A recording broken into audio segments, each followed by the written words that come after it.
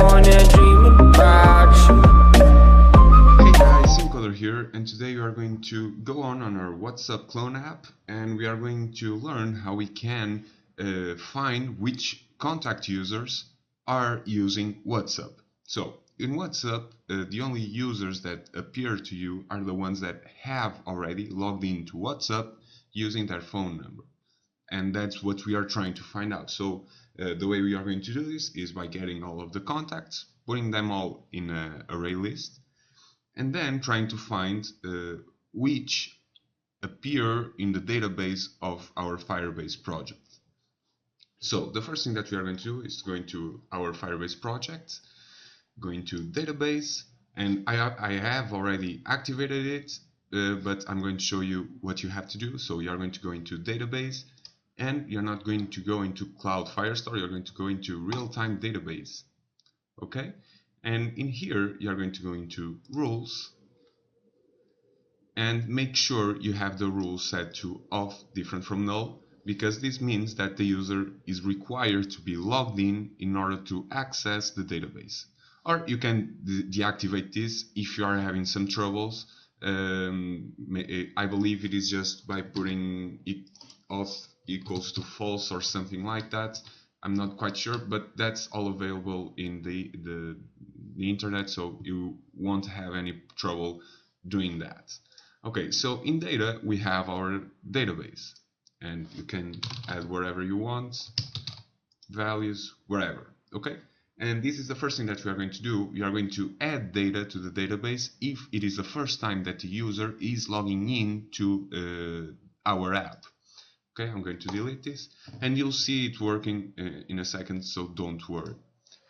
I'm not going to go in here, going to main activity, to close all of that. Main activity, which I'm going to change the name, so I'm going to right click it, refactor, and rename, and change it to login activity, because it is much more convenient. Okay? And in here, I'm going to make it a bit bigger for you guys. In here, I'm going to go into sign in with phone off credential. Okay? And I'm going to go into the database and check if the user's ID, which is a thing that appears in here, this user ID, which is unique to each and every single user, appears in the database, because that's what's going to differentiate them. And I'm going to show you the structure of the database, or the structure that it will have. So it will be user, and then user ID 1, and the user 1 will have a phone, which it doesn't matter, ASD, and also a name for now. I'm not saying it will probably add more in the future. And then we simply add user ID 2 and do exactly the same thing as we did here. And that's the way we are going to store all of the users in our database. Okay, so let's get right on with it and go in here. And as I was doing before, I'm going to simply open the brackets here, because I normally don't use them if it is a single line. And I'm going to forget about this for a second. Okay, comment that out. And now what we are going to do is say Firebase auth dot Firebase user equals to Firebase auth dot get instance dot get current user. And this is going to give us all of the information that we can from the sign in. So the user that sign in, it will retrieve an object that has all the information from the phone number to the ID to email if it has some associated with it. You'll see the options in a second. So this has all of the information available, not in the database, but in the authentication page. Okay, right here. Let's close that up and say if user different from null, then we say final database reference And make sure it is final because we'll have to use it inside the listener, and then it becomes a bit harder. And user, I'm going to say db simply, equals to Firebase database dot get instance dot get reference. Then you'll understand this in a second if you've never used Firebase. Dot child user dot child Firebase, and in here we can use the user. Okay, so user dot get UID. And what this means, well, this database reference simply points to a place in the database. So in this case, because we have user, the child user, and the child user UID, then it will simply come in here and go inside the user, then the user UID, and let's set it to true, just so that we can fix it up. Okay, so this database reference right here is simply pointing to this place in the database. That's all that it means. Okay, it doesn't mean anything else. And you have to place this get reference and get instance, because the get reference points to the first one. So then you say child user and it moves here. Then you say child, the user ID corresponding to the user that just logged in, and it points here. That's all it means. It is really simple. Okay. And now we are going to use something that's called listener for single event value in this case. And the listener simply fetches the data from the place in the database that we point in here. Okay, it is as simple as that. We say mUserDB.add listener for single value event, and you have value event listener and child event listener, but for now we use single value event because it simply fetches it once and it isn't listening continuously for that data, because we are only interested in getting it once. Okay, so new value event listener, and it will create two methods for you, on data change and on data cancelled. I'm going to close on data cancelled because we won't be using it. But on data change, we are awarded a data snapshot which contains all of the data that is inside the user UID. Okay, so now let's say if data snapshot dot exists. So if that is something inside the data snapshot, and this is just a check, you don't have to have it, but in case something goes wrong, it is always good to have it. Okay. If it doesn't exist, I'm sorry, because if it exists, we don't want to do anything. That means that the user had already been created previously. But if it doesn't, then we have to input both the phone and the name into the database. So for that, we'll use a map. And we'll use a map because it allows us to place multiple variables and multiple data inside the database in one go. Okay. Object user map equals to new hash map. Close that up, and let's say user map dot put name. Already got phone because it is the first one, and simply comma, and now we simply use user dot get phone number. Okay, and because the variable is final, the user, we are able to use it inside here. Okay, and now you are simply going to duplicate this, but instead of phone, we'll place name. And the name, we are setting it to the phone number. It is just so that we can have a placeholder. We are going to later on give the user the opportunity to change the name into something more, human-like. Okay, now we are simply going to say mUserDB dot update children user map, and this will simply send the data off to the place where we point in here. So in the user UID, it will create two pieces of data, the phone and the name, right inside the user UID. Okay, that's all of it. You now have just a crash course on Firebase. It is extremely easy, as you can see, and there's not much to go about. But yeah, so now we can move on and go inside the main, the find user activity, and actually try to fetch all of the users that are inside of this database. Okay?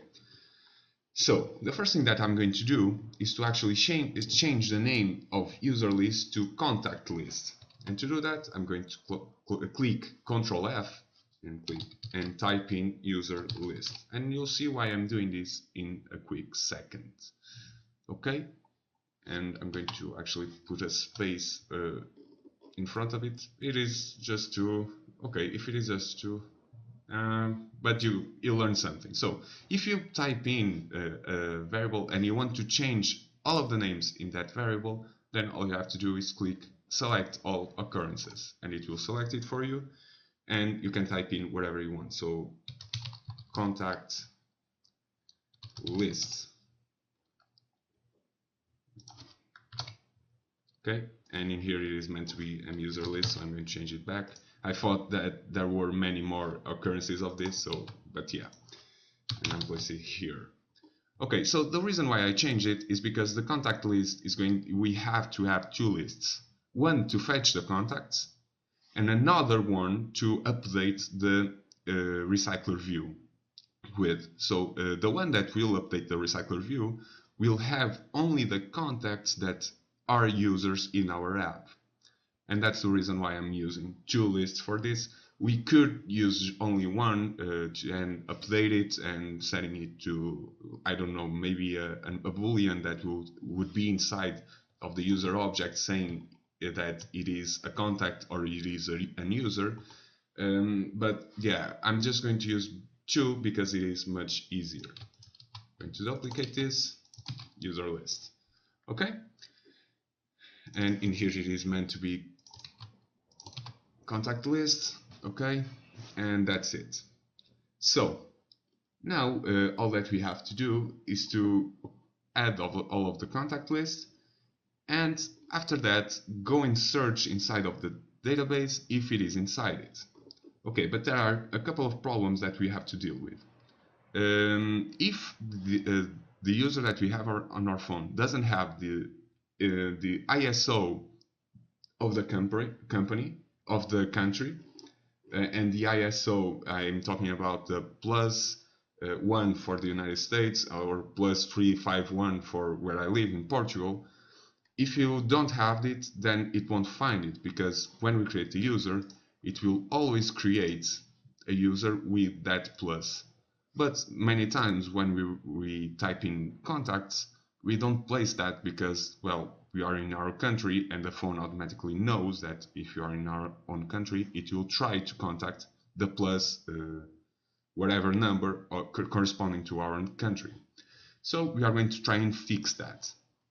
And I'm going to kind of do a workaround. This isn't probably the best way to do it, but it manages to fix the great majority of the problems. So what I'm going to do, and this is incredibly simple, is to get the country's ISO of the phone that I'm using. And that way I'm simply going to associate that ISO with every contact that doesn't have a plus wherever. Okay, you'll see it in a second working, so don't worry. Private string get country ISO. And this function will only serve this purpose, to fetch the country ISO. So let's say string ISO equals to no, and return ISO. Okay. Now we are simply going to say telephony manager equals to, and between parentheses, telephony manager get application context dot get system service get application context again dot telephony service. Okay, there we go. Simply close that up in the end with a semicolon. Okay, I'm going to close this to give a bit more of real estate. Okay, so this will contain the information of our phone's ISO. So let's do if telephony manager dot get network country ISO dot toString maybe not. Let's simply say this different from null. Yeah, not toString, otherwise it would crash, or it could crash. And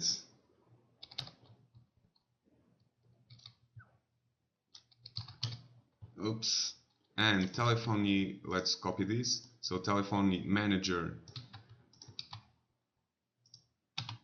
and I'm going to, I'm a bit confused now. Let's do it inside it because I believe it could crash for some reason. So another if telephony manager dot get country network country ISO dot toString dot equals that, and let's negate that. So if something is actually there, and I believe you would only need this one, but okay, for good measure, let's use both of them. Then ISO equals to telephony manager dot get network country ISO dot toString. Okay, that's a lot to write, but yeah, that's what you have to do. And now we have to convert this into a number, because the ISO is the letters that identify a country. So PT for Portugal, I don't know, ENG for England, and so forth and so on. So we have to create a class that will convert that for us. And I found one really useful piece of code that I'm going to simply grab it here and display it on screen right now, and I'm going to go into our web page and simply paste it in. Okay, and I'm going to ask you to simply copy this because it is, as you can see, it is a lot of data. And what this piece of code does is it grabs the country's code and it converts it into the phone number, the phone indicator, better yet. So I'm going to simply copy this, and the link should be in the description right now, so you can go ahead and check it. And really big thank you to O'Shea for placing this here. It was a lifesaver, otherwise we'd have to get all of the data ourselves. And I'm going to create a new Java class that's called country to phone prefix. Okay, now scroll up, and I'm going to change the ISO to phone for country to phone prefix. Okay, and apart from that, yeah, that's it. I'm going to import everything that's needed, so the map, the hash map. Okay, and it is done. So again, big thank you to who did this. His username is obviously there. So yeah, as you can see, it does everything that we want. So yeah, we simply have to get phone from the ISO that we got. So let's come in here. Okay, so now all we have to do is come in here and say country to phone prefix dot get phone ISO. And that's it. It will return to, so if we give it PT, for example, then it will come in here and get from the hash map the one that says PT. In this case, it should be right here, okay, plus 351, okay, and that's it. Now what we have to do is to come into the contacts, get contacts, and say that we want to first of all replace all of the spaces with empty space. This is to normalize the string that we get, because you might have contacts with spaces in it. So let's do that right now. So phone equals to phone dot replace space with blank space, and we can do the same for dash, just make sure everything is normalized, and the same thing for both parentheses. Okay, this is just make sure everything is nice and tidy. Okay, now we simply say if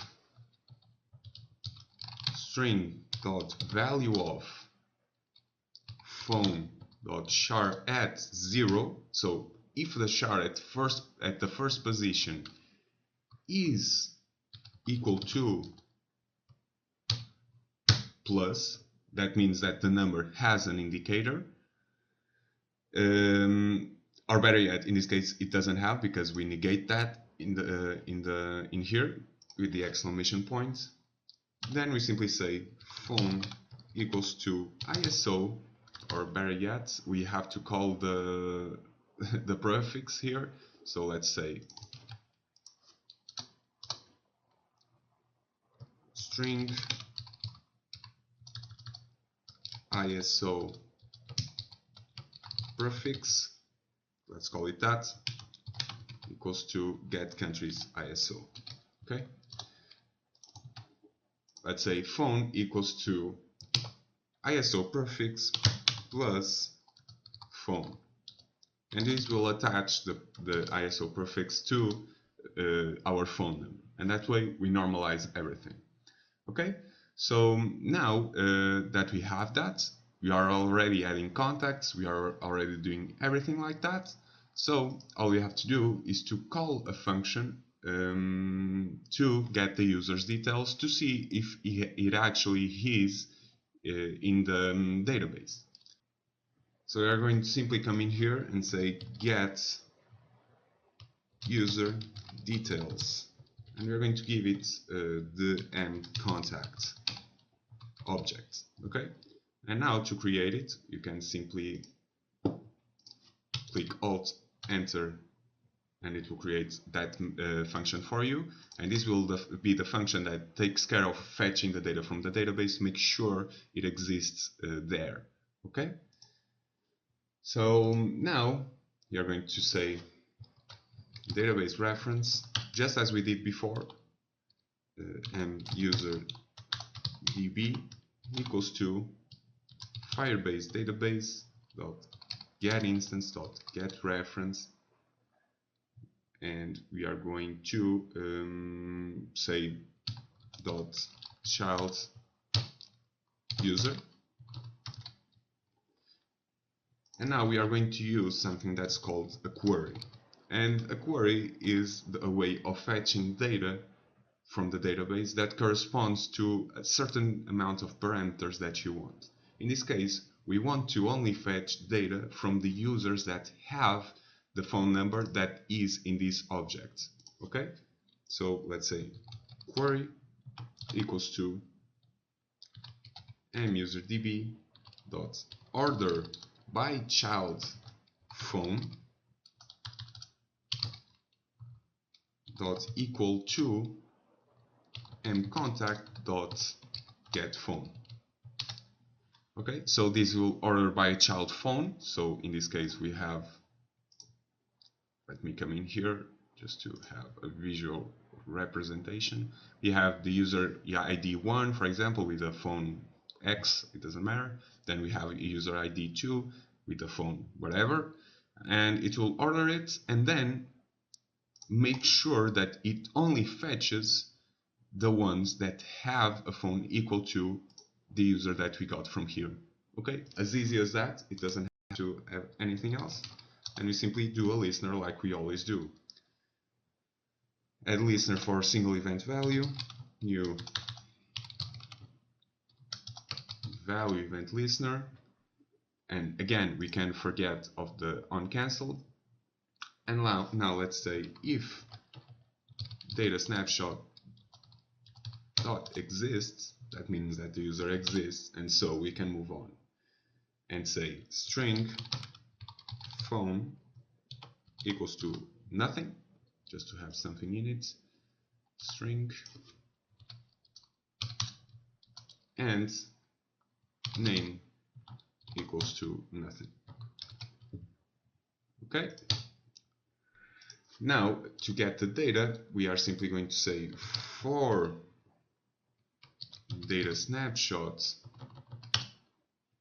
dot child, and you'll understand why I'm doing this, not dot, so it's only child snapshots, 2 points, data snapshots dot get children. Okay, so the reason why I'm doing this for is because this query might retrieve a lot of users. Okay, it has that ability, and even if there is only one, we must do this because it will point to a strange place in the database, and this way we only get the user's information, and that way it is much more normalized and it is much easier to do. Okay, so now it will loop through all of the users that it got, and it will only get one. That's the only thing that's possible, and yeah, so we'll go from there. Now we say if child snapshot dot child phone dot get value, not get children, get value, different from null, then we simply say phone equals to this child snapshot dot get child phone dot get value dot to string. And this different from null is just to make sure it won't break, because if you try to do toString of a null, then the app will crash. So be careful of that. Now let's do the same for the name. And finally, we are simply going to create an user object, but in this case it will be for the M user and not M contacts. But the object will be the same. So the only thing that matters is where we add it. So in this case, in here we are adding it to the contact list, but now we'll be adding it to the user list. So let's say user list dot add and user, and say and user list adapter dot notify dataset change, as we did before. And that's it. I mean, now the only thing that changes is that we don't need a notified data change in here, because in here we won't be adding anything to the database. And from what I can see, let me just check in here. Okay, in here it is user list, it is meant to be that. It isn't meant to be contact list, so be careful of that. But yeah, apart from that, it should be working. I'm going to quickly run it and see if any problems pop out. Okay, so the app finished loading, and I forgot one thing, which is to grab the user is logged in and placing it below the data snapshot dot exists.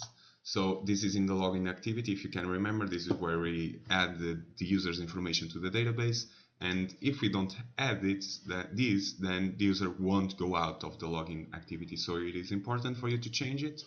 Okay, so now I'm going to come in here. And in order for you to create a number and to use in an emulator, I believe I talked about this, but I'm going to talk about it again. You just have to go into sign-in method, phone numbers, and add the numbers that you want. So in here we have the verification code, and in here we have the number.